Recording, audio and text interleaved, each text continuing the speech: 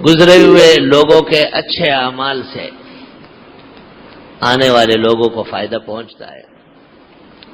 جن بزرگوں نے کتابیں لکھی، جن بزرگوں نے بہترین مسائل لکھے، ہم آسانی سے ان سے استفادہ کرتے ہیں۔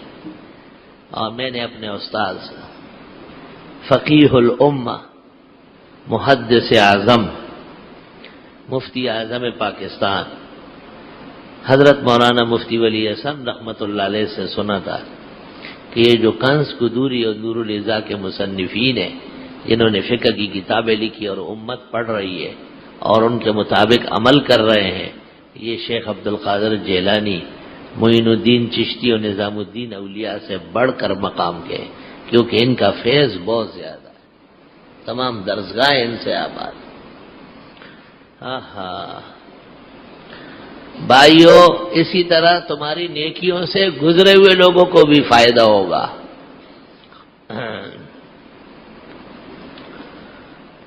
حضرت صلی اللہ علیہ وسلم کی خدمت میں ایک شخص آیا، مسلم شریف کتاب الحج میں اور مشکات کتاب الحج کے آخری حدیث، آپ سے پوچھا کہ میرے والد زمانے جاہلیت میں مرے ہیں، اس نے کوئی خیر کا کام نہیں کیا ہے، میں چاہتا ہوں کہ حج کر لوں اور اپنے والد کو بخش دوں۔ آپ نے بڑے غور سے سنا اور سننے کے بعد فرمایا، امات مسلمہ، مسلمان مرا ہے؟ اس نے کہا نہیں حضرت، کافر و مشرک مرا ہے۔ آپ نے فرمایا لو کان مسلما لبلغہ، اگر وہ مسلمان مر جاتا تو آپ کا حج اس کو پہنچتا، ثواب مل جاتا۔ اس سے پتہ چلا کہ مسلمانوں کو، مرحومین کو ثواب پہنچتا ہے نیک اعمال کا، اور اللہ تعالیٰ ان کو اس کے بدلے میں بڑا خوش رکھتا ہے۔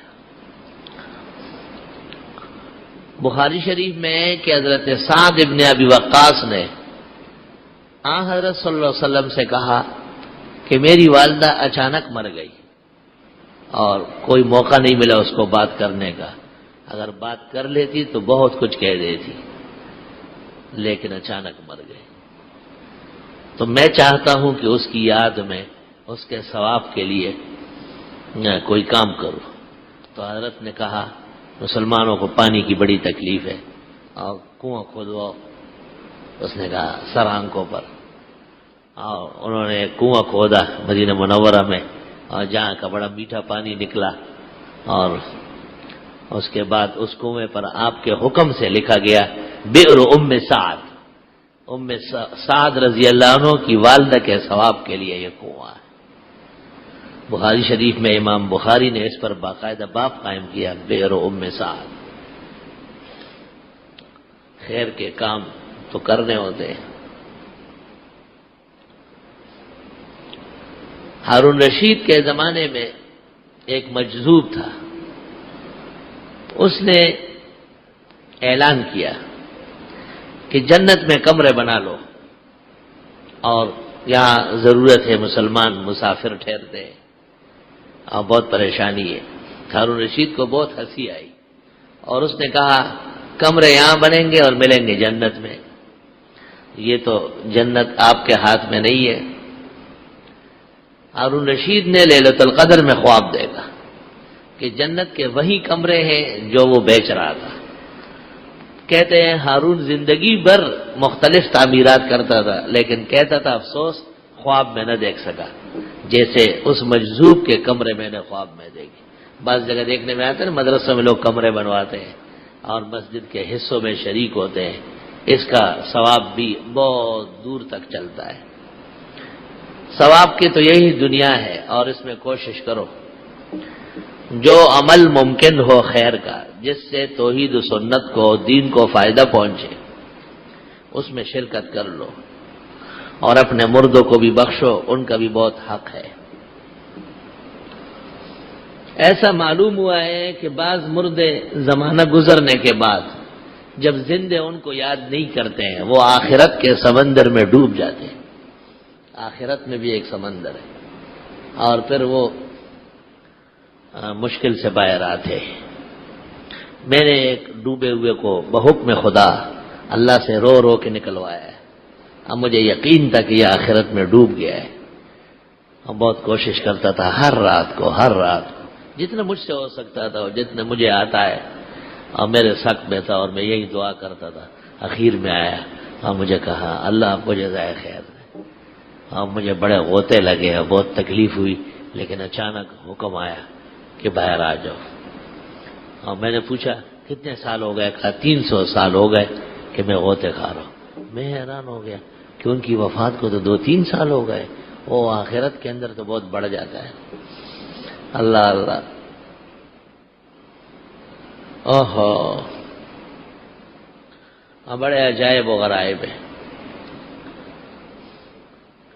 وہ ایک شخص نے بیوی کو دفنایا. غوث علی شاہ نے لکھا ہے، گوالیار میں ایک بہت بڑے ولی اللہ گزرے ہیں، شاہ عبدالعزیز اور شاہ اسماعیل کا شاگرد تھا. اس کا نام ہے غوث علی شاہ، اور تذکرہ غوثیہ ان کی کتاب ہے، اور بہت بڑے لوگوں میں سے ہے. اس نے لکھا ہے کہ ایک آدمی نے بیوی کو دفنایا. دفنانے کے بعد خیال آیا کہ اوہو، وہ عورتوں کو جب مر جاتی ہے تو سونا وونا بھی پہنا لیتے کچھ دیر کے لیے. وہ سونا وہ بھول گئے، اسی سمیت دفنایا. جا کے رات کو 2-3 آدمیوں کو ساتھ کیا، قبر کھودی. اور جب قبر کھد گئی تو ان کو کہا آپ دور جائے کیونکہ میری بیوی ہے، پردہ ہے. یہ نیچے اترا تو دیکھا تو قبر میں خاتون نہیں.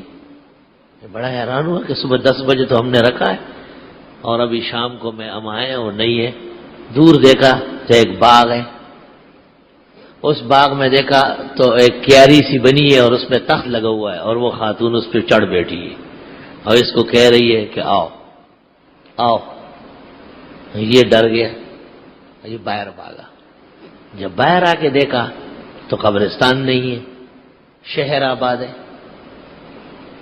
یہ ادھر ادھر لوگوں سے پوچھتا ہے کہ یہاں قبرستان تھا. لوگ ایک دوسرے کو دیکھتے ہیں کہ یہ پاگل ہو چکا ہے. کسی مورخ نے کہا کہ 300 سال پہلے یہاں قبرستان تھا، بعد میں وہ قبرستان پرانا ہو گیا اور یہاں تعمیرات ہو گئی.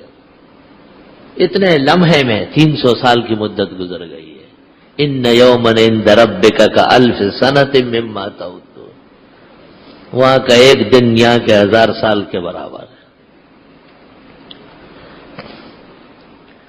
بہترین اعمال قرآن مجید کی تلاوت ہے، دعا ہے.